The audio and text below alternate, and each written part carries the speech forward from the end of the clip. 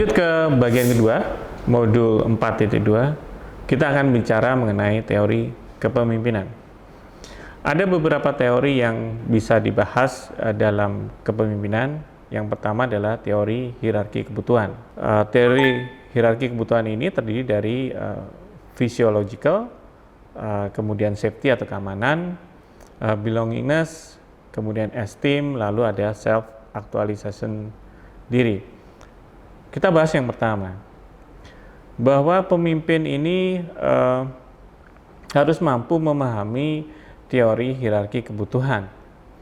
Karena pada dasarnya masing-masing individu itu akan menunjukkan bahwa ada satu faktor motivasi yang mendorong perilaku seseorang. Sehingga perilaku ini akan bisa diharapkan gitu ya, atau kemudian diperhatikan oleh pemimpin agar kemudian bisa dibuat sebuah perlakuan agar kemudian bawahan itu melakukan atau menunjukkan perilaku yang diinginkan. Yang pertama, physiological, ini adalah kebutuhan secara fisik, di mana setiap individu akan memiliki kebutuhan untuk makan, minum, sandang, pangan, papan, itu kebutuhan pokok. Yang kedua adalah safety, di mana bahwa setiap individu memiliki kebutuhan untuk rasa aman. Rasa aman tidak hanya kemudian kita bicara dari konteks kejahatan gitu ya, tapi juga dari bisa dikatakan bahwa pekerjaan itu kemudian mampu dirasa untuk bisa menjamin kebutuhan hidupnya.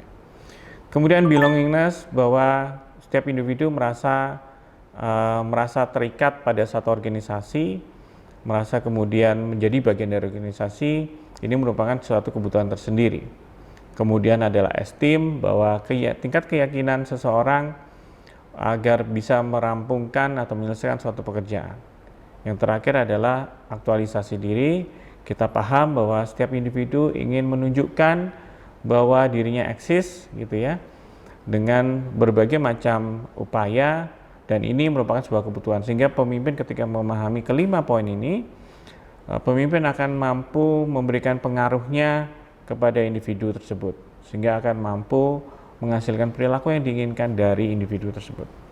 Berikutnya adalah two factor teori, di mana ada dua hal, yaitu faktor ekstrinsik dan intrinsik.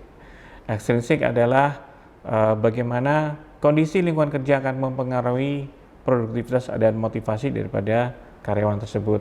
Sedangkan intrinsik adalah pencapaian pribadi yang ingin dihasilkan oleh karyawan.